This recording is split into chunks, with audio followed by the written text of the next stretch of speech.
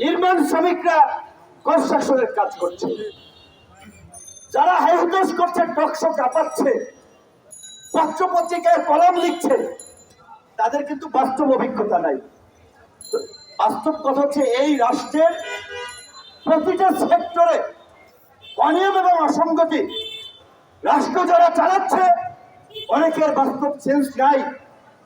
গত পরশুদিন চাঁপাইনবাবগঞ্জ গেছিলাম।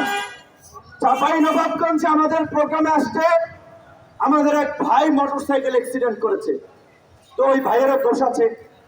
তা আমি তাকে বললাম, পুলিশ যে তোমার মোটরসাইকেল থামায় রাস্তাঘাটে, 1000 টাকার একটা যদি হেলমেট তুমি কিনতে ভাই, তোমার এই নাক মুখ বসকাই যাইতো না।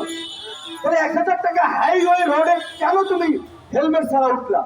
তো এই ক্ষেত্রে যদি পুলিশ জরিমানা করে, পুলিশকে তো গালি দিয়ে লাভ নেই। পুলিশ আপনার সেফটির জন্য ধরে যে হেলমেট ঠিক আছে কিনা।